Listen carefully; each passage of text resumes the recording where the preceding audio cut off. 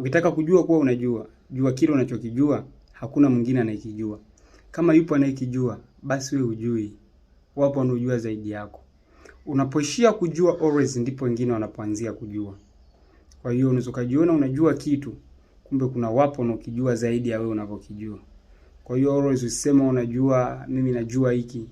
Sema mimi nina uzoefu na hiki kitu. Ninafahamu hivyo hivyo. Sio unajua. Kujua ni kufahamu kitu A to Z.